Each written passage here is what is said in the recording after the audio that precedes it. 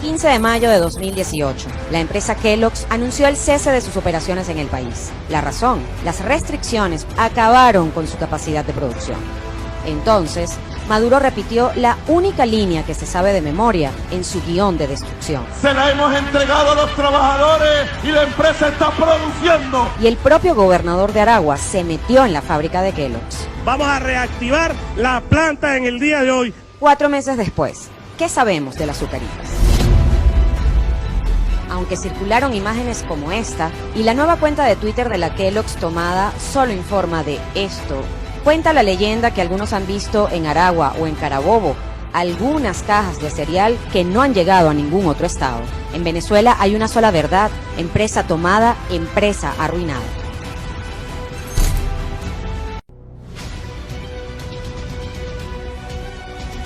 Al grito de exprópiese, Hugo Chávez anuncia la toma de una de las empresas de productos lácteos del país. El gobierno de Hugo Chávez concretó la toma el 14 de marzo de 2008. Aquí no se va a ir nadie, a menos que alguien se porte mal y empiece a tirar piedras. Y como era de esperarse, la producción bajó. No hay materia prima, y sus trabajadores fueron engañados por unas mejoras que nunca llegaron. Los trabajadores sin uniforme, se nos adeuda pasivos laborables. 10 años después de la expropiación y con la desaparición de sus productos de los anaqueles, los farsantes no se cansan de mentir. Fedecámara, Consecomercio y Venanción están detrás de la guerra económica contra el pueblo. Lácteos Los Andes es otra confirmación de que en Venezuela, empresa tomada, empresa arruinada.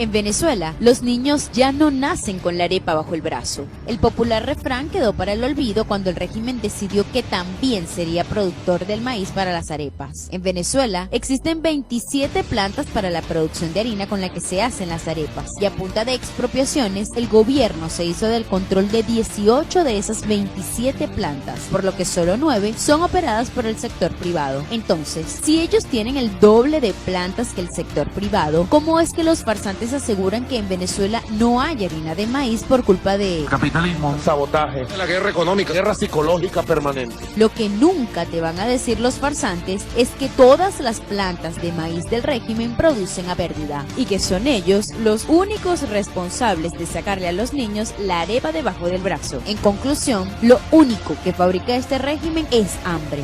vamos bien.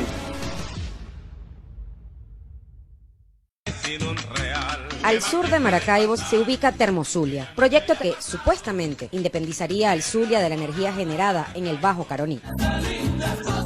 Y vaya que lograron emancipar al Zulia, devolviéndolo a la prehistoria de vivir sin luz. Si el gobierno no ayuda al pueblo zuliano. Fue un proyecto que supuestamente le costó al país 40.000 millones de dólares. Sí, supuestamente, porque según investigaciones, solo en la construcción de Termozulia 4 se detectó un sobreprecio de 48%.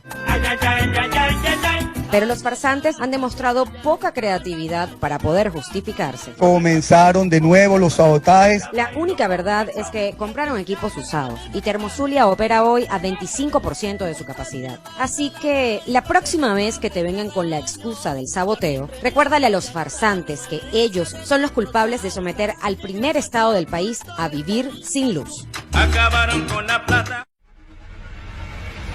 17 de enero de 2010, Hugo Chávez anuncia la expropiación forzosa de la cadena de automercados Éxito y Cada a nivel nacional. La cadena Éxito pasa a ser de la República. La toma de supermercados Cada se concretó en junio de 2010 luego de un acuerdo que le costó a los venezolanos 600 millones de dólares. Un mes después nació Abastos Bicentenario. El pueblo venezolano cada día se alimentará más. Con estas nuevas adquisiciones, el régimen se apoderó de gran parte de la producción, importación y distribución de alimentos, para desgracia de los venezolanos. A veces hasta lloro porque mi hija se para en la mañana y me dice: mamá, que vamos a desayunar y no tenemos nada que darle a nuestros hijos. Bastaron solo 8 años para que desapareciera, y así los venezolanos se quedaron sin bicentenario y sin comida. Los farsantes insistirán en que la escasez de alimentos por la que tú hoy tienes que hacer cola es culpa de la guerra económica, pero aquí la única verdad es que Abastos Bicentenario se pudrió.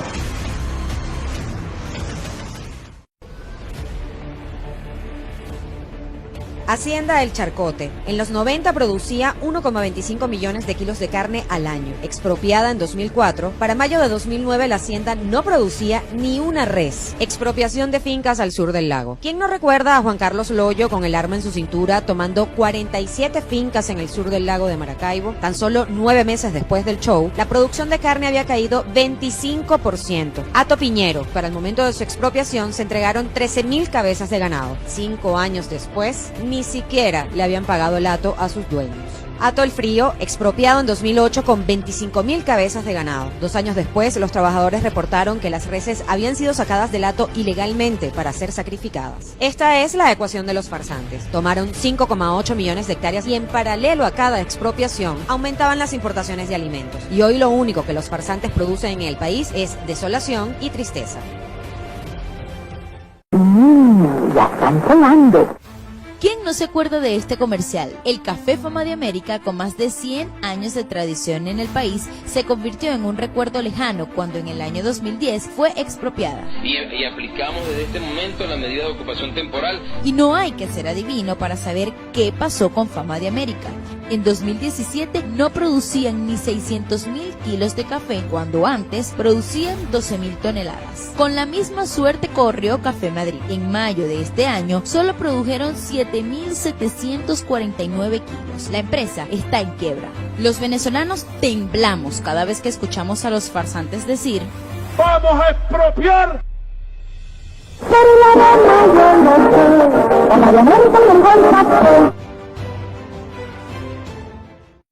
Año 2009. El gobierno de Hugo Chávez anunció que Venezuela contaría con una línea de ferries que cubriría la ruta La Guaira-Margarita. Para ello, había adquirido el ferry HSS Discovery. Llegó al puerto de Guanta en octubre de 2009. 2 meses después, fue anclado en La Guaira. Pero pasó el 2011 y el barco no había logrado su primer viaje, pues resulta que el ferry más veloz, el más grande, que le costó al país 55 millones de dólares, no estaba hecho para atracar en puertos venezolanos. Entonces los farsantes hicieron lo de siempre: estafar a los venezolanos. Medios de comunicación reseñaron que la nave se usaba de manera regular para fiestas privadas de amigos de la revolución. En marzo de 2012 apareció en Curazao, donde fue retenido por supuestamente contrabandear combustible. Y es así como llegó a su final el buque que nunca zarpó. Pasó varios años en Curazao, hasta que, según información extraoficial, en 2015 fue trasladado a Turquía para ser desmantelado. Esta es la historia que demuestra que los farsantes son peores que el salitre. Todo lo que tocan lo destruyen. El top de expropiaciones que acabaron con el azúcar en el país. 4. Central Azucarero Cumanacoa, expropiado en 2005 y 6 años después, solo produjo el 50% de su meta. 3. Central Azucarero Cariaco, expropiado en 2009, producía más de 63.000 toneladas de azúcar. Para 2011, solo llegaron a producir el 11% de esa cantidad. 2. Central Azucarero Motatán, tomado por la Guardia Nacional en septiembre de 2006. 6 años después, producían menos del 10% de la capacidad instalada de la planta. 1.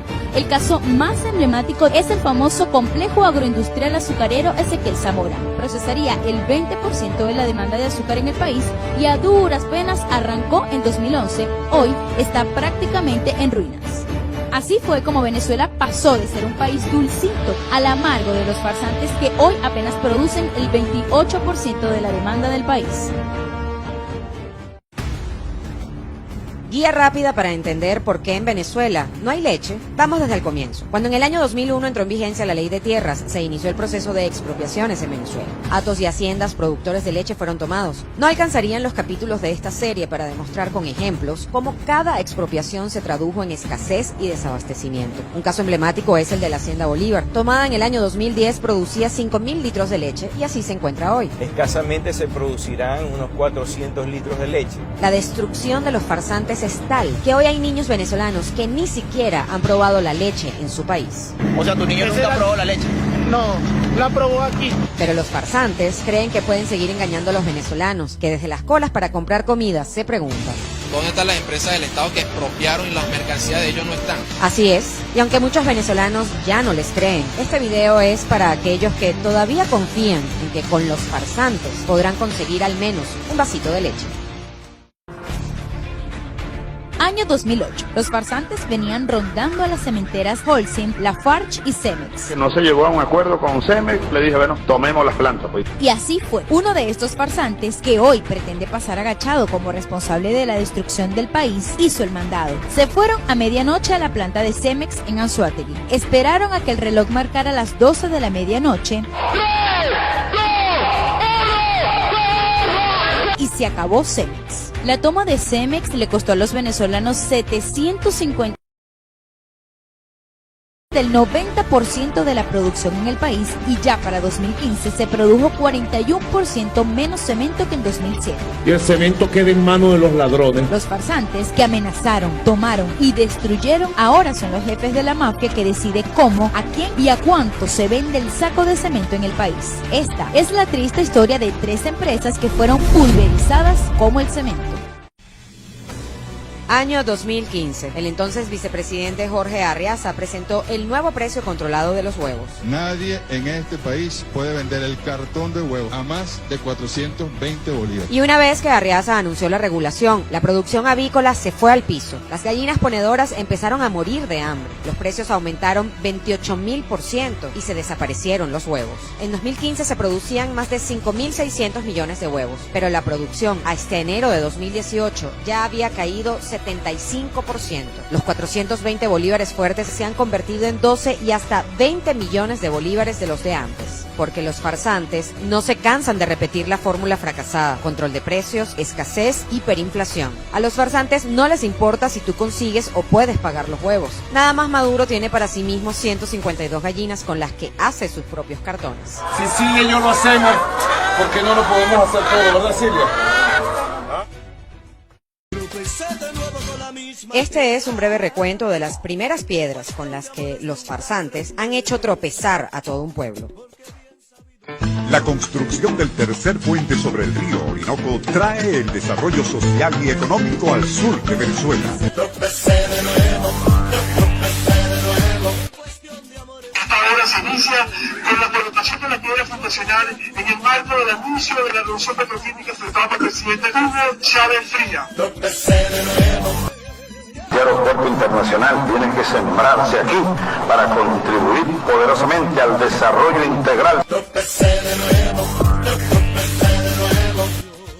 19 de noviembre de 2006 fue colocada esta piedra fundacional en una transmisión con el presidente Chávez.